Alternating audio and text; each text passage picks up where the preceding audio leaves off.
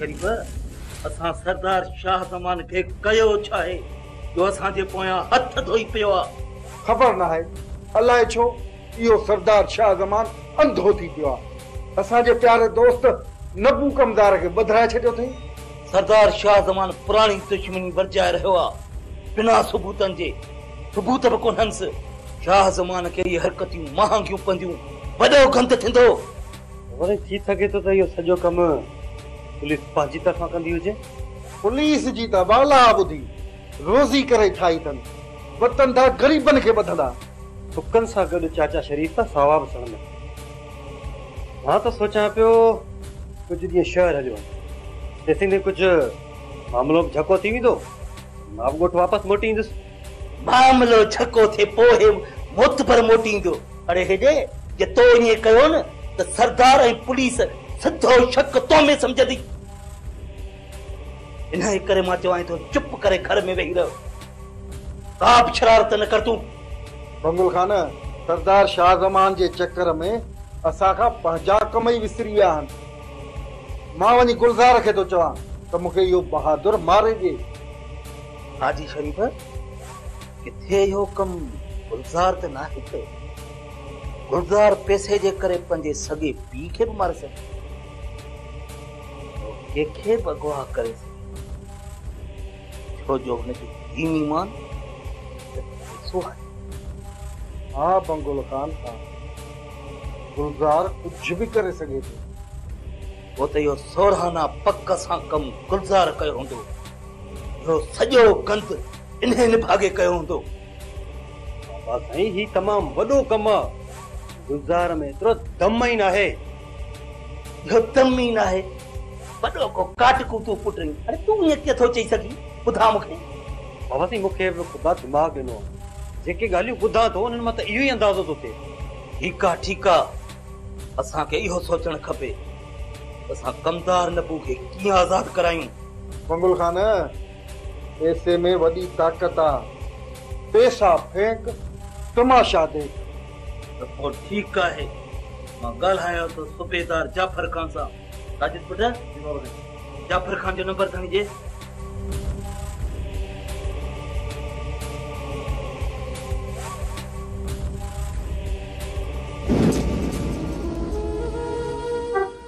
हायड़ी किस्मत रोज को न को नाटक विथियो ही वेठी आहीं। लगे तो असां जी हयाती में असां के खुशी नसीब ही कान थींदी। मस त वनी हालात सही थिया हुया अही रोशनी गुम थी वई। अदी गरीब जी धी हुजे आ न त ॾींहं ॿिन में मिली वञे पर सरदार जी धी आहे न हाणे त मिलंदी भी कोन। ससी अलाह कदो मिली वेंदी किनी वाई त न कढवा तमा। अदी मीरा मुंह बस कई मुंह। हेड़ी जिंदगी का तो मां मरी वञा तो बेहतर आ। ये न सोच चरी ये न सोच अल्लाह मां उम्मीद नाहे लाए भी भला अल्लाह मां भी उम्मीद लाए भी आ छा कया मां दी छा कया। हाणे वरी चाचा हाशिम बंदूक कुल्हे ते खईया। हाणे वरी रोज झेड़ा थींदा। असां जी जिंदगी त कंडन जी सेज ही बढ़जी वई आ। असां जी जिंदगी में त सुख लिखियल ही ना है अदी। हाँ ससी दिलावर भी वनी हेलो वसायो आहे। असां की केड़ी खबर हुई त रोशनी असां जी जिंदगी में कंडा पोखण थी अचे। या खबर त रोशनी के भी न हुंदी अदी तो हुन सां केड़ो वेल थियण वारो आ खबर ना है। केड़े वागो जे वात में वनी पई आहे। सरदार साईं त हाणे जण जीअर ही मरी वयो आहे। मासी बसरा पई ॿुधाए त सरदार साईं हाणे पंहिंजे कमरे में ॿाहिर ही नथो निकिरे। खबर ना आहे अदी अलाए केड़ो ज़मानो अची वयो आहे माण्हुनि में त हया ही कान्हे रहियो। न्याणी सियाणी जो भी हया कान था कनि। न ससी ज़मानो त साॻियो ही आहे पर हितों जे इंसाननि जा रवैया बदिलजी विया आहिनि छाकाणि त असांजा रहबर रहज़न थी विया आहिनि। खराब हुक्मरानी सभिनि ॾोहनि जी पाड़ आहे ससी। अदी असां छा थियूं करे सघूं। बस दुआ कर तो रोशनी खैरन सां मोटी अचे। सरदार साईं का फोन मुंग जी ॻाल्हि को ॾस पतो वीर साल साईं का भी खबर न आहे, का भी खबर न आहे। न भुंग जो मुतालबो थियो आहे, न ही का टेलीफोन आई आहे, का भी खबर न आहे। मुझी न्याणी खे ज़मीन ॾी हुई आसमान, का खबर न आहे। वीर एहसान साईं मूंखे त लॻे थो त कंहिं दुश्मन पंहिंजी बाहि पली आहे। मूंखे त ईअं थो लॻे त मां पंहिंजी ज़िंदगीअ में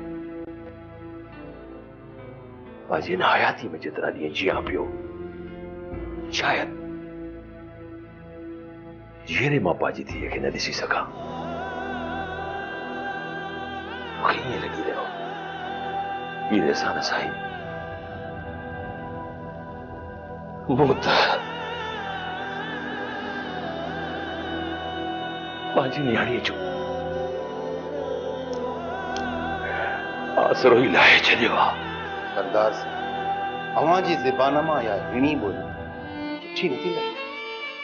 सरदार साईं तव्हांखे शायदि इहा ख़बर न आहे त जंग जहर बहर हर हंधि तव्हांजे न्याणीअ जी तलाश थी रही आहे। हज़ारनि जे तइदाद में माण्हू अव्हांजे न्याणीअ जे ॻोल्हा में आहिनि। सॼे ज़िले जी पुलिस हरकत में आहे। दिलावर जा दोस्त बि हुन जी तलाश में आहिनि। कबूतर ऐं ॿिया फ़क़ीर बि हुन जी ॻोल्हा में आहिनि।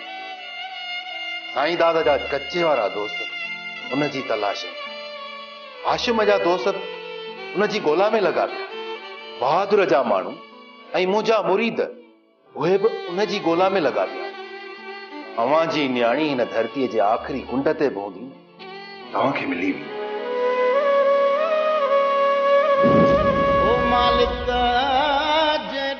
क्या वीर तू छा मुझे फटन ते लूण बुड़कण आयो हुई?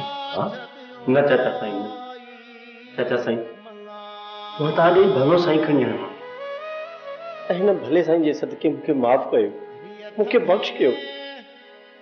मूंखे हिन भले साईं जो कसम आहे मां तव्हांखे दुश्मन न आहियां चाचा साईं। तव्हांजो भाइटियो आहियां चाचा साईं, तव्हांजो भाइटियो।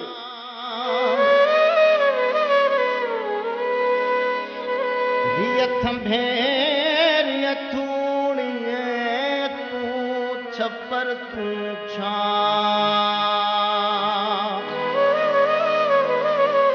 उजाड़ो कहाँ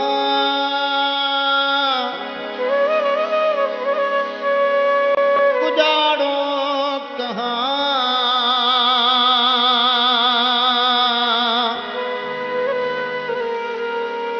अल्लाह तो खे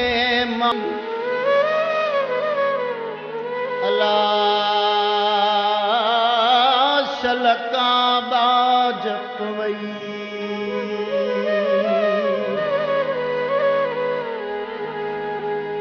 है लुढ़ंदी आयस लहर ने चमा। तुंहिंजी साख ते असांखे यकीन न आहे छो त शाज़ेब भेरी बि तो कूड़ी साख ॾिनी कूड़ो आहीं असांखे तो ते यकीन न आहे। इन में बि का तुंहिंजी चाल हूंदी। हाशिम मञा थो त मां ग़लतियूं कयूं पर हाणे मां तव्हांजो दुश्मन न आहियां, न ई का मां चाल खेॾी आहे। मूं ते एतबार कयो, मुंहिंजूं अखियूं ऐं दिमाग़ हाणे खुली वियो आहे ऐं मां हाणे इहो सोचण लॻो आहियां त केरु मुंहिंजो सॼण त केरु मुंहिंजो दुश्मन आहे। न त तव्हांखे त ख़बर आहे मां चङे भले खे सलाम ई न कंदुसि, पर अॼु मां तव्हां सभिनी जे साम्हूं ही हथ ॿधी बीठो आहियां। तव्हां इन मां त अंदाज़ो लॻाए सघो था न। तुझे हिन जिस्म में रत जेका ड्रोड़ी रही आहे न, हिकु हिकु फुड़ो रत जो जेको ड्रोड़ी रहियो आहे वो ॾाढा नंढो न, मामन ॾो तुझे मामन वारी उहा रत तुझे जिस्म में ड्रोड़ी रही आहे, मंगुल खान जे खानदान जे। चाचा साईं, किनो रत त तव्हां अॻु में ई कढी छॾियो। हाणे हिन शामीर में सिर्फ़ पंहिंजो ई रत आहे, पंहिंजो खानदानी रत। सरदार साईं, शामीर खान सही तो चए। ही 2 दफ़ा मूं वटि आयो बि हो ऐं अव्हां खां माफ़ीअ जो तलबगार आहे। हालांकि सरदार साईं हालतूं अहिड़ियूं न आहिनि, पर वरी बि मां तव्हांखे मिंथ कंदुसि त थोरो थधे दिमाग़ सां शामीर लाइ सोचो। वीर एहसान साईं, तव्हांजे लाइ मूंखे लख इज़तूं इन शख्स खे माफ़ कया। सोचींदासीं वीर एहसान साईं, सरदार शाह रमान सोची। चाचा साईं मूंखे बख़्श कयो। मां भुलियल हुयसि, अटकियल हुयसि। मूंखे कुझु बि न खपे। मूंखे तव्हांजी दौलत, तव्हांजी ज़मीन, तव्हांजी मिल्कियत का शइ न खपे। बस मूंखे बख़्श कयो, मूं ते रहम करे। सिर्फ़ पंहिंजो शफ़क़त भरियो हथ मूं नाचीज़े मथे ते रखो। सरदार साईं, मूं काफ़रनि खे बि मोमिन थींदे ॾिठो आहे। माण्हू मटिजंदे देर नाहे थींदी। या अल्लाह, मूंखे कहिड़ी आज़माइश में विझी छॾियो अथई मुंहिंजा मालिक।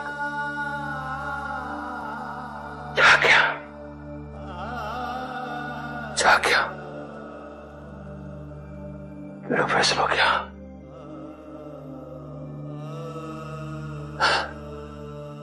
खैर, शामीर अॼु मुंहिंजे दर ते भलो साईं खणी आयो आई।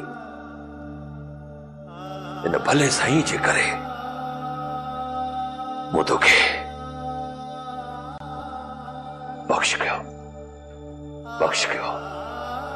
पर तोसां भाकुर न पाईंदुसि, पंहिंजे सीने सां तोखे न लॻाईंदुसि। ॿुधी चे, नहीं ॿुध, तुझे मथे ते शफ़क़त भरियो हथ बि न रखंदुसि आहे। जॾहिं मुंहिंजी हीअ दिल मुतमइन थींदी न, तॾहिं सोचींदुसि मूं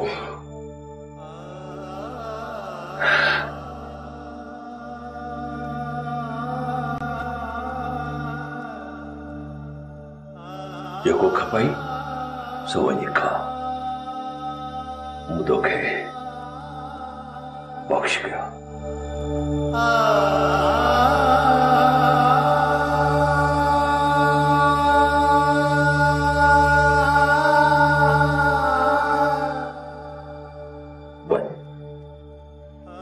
मूं तोखे माफ़ कयो। महिरबानी चाचा साईं, महिरबानी।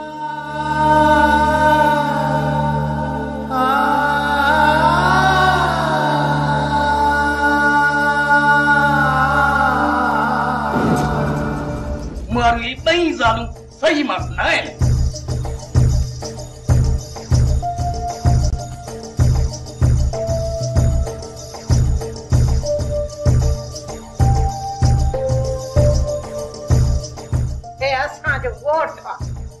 सब बंदूका खयूं रुगो धंधा ॻोठ जे अंदर घुमंदा। ॿाहिरि निकिरण में को मौत को चढ़े न। बसरा वात बंदि करे। सॼो ॾींहुं सरदार जी हवेली मां निकिरे ई नथी। मूंखे ॾे मानी बुख लॻी आहे ॾाढी। परे थियो मोहा पेटी मां अबे जे लाइ मानी आंदी आहे। कबूतर खाईंदो मानी। जे तोखे खाइणी आहे न त वञ हुन डेंडीअ खे चओ तो पचाए जी ईमानी तो डर। बसरा वारो कर बुख लगी आ अजायो असा गरीबन ते जुल्म न करे। तू भी मुझे निकाह दी ज़ाल ही मां तो के भजाए कोन आयोस। अचे बटो पाट अते के लाए पचाए जाए कुछ मानी।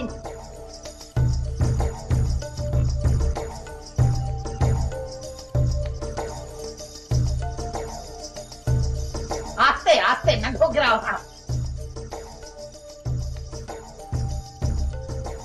बसरा दे खबर सरदार साईं जी दीदी का खबर चार पई कोन। मां दे ढफटा पोता कुन में तू घुमदो वते कचहरियूं तू करे खबरूं वरी मुखां पुछे बुढ़णा जड़ा। बाहर तो वणा तो मानू मुके दी बड़ी ता वणने रुजन दा मुको बसरा। ओ मुआ ढूंढ जा ढेर धप थई तो में तड़े था भजन पिया रुजन कोन था तो खोंबियो पे तो आहे काऊ डी थियो थी जो बूथ ते भी चुको पानी जो कोन हयूं थी। हलड़े अठे दी नवे जान त मुखे त आराम ही न अचे बसरा। इन दफे बस ये 15-20 डी थींदा पियो छा। बसरा ई गाल बुधी तई वो आई नहीं शामिर खान सरदार साईं का माफी वठी हो तई। इहो मुनकर भी बधियो राज में असा के शाए बसरा असा दी तो रोजी वधी रोजी कई माल खर्ची कराइंदो आ न। मुआ हाने घणी मानी खादी पार्टी नंबर बस कर।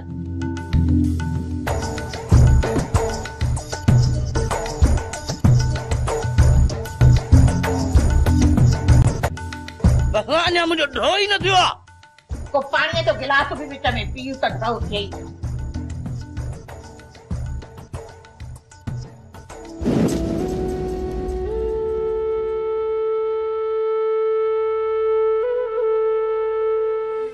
हाय रे किस्मत किथे अची पहुचायो अथई।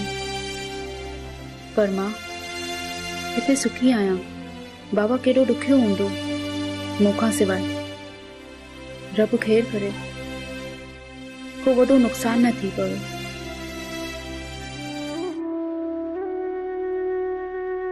अम्मा तू परेशान न थी। जेसी ताणी तू इन घर में आई तोखे मान इज्जत प्यार मिलंदो। जो तू सरदार जी थी आई ए मां विचूं जी ज़ाल। मूं तो लाइ बुसरी तैयार कया उहा बि मखण में। तू वे त खणी चा। चाची मां ॿाहिरे मुल्क में भी पंहिंजे हिन देसी जो मखण खाईंदी रही आहियां।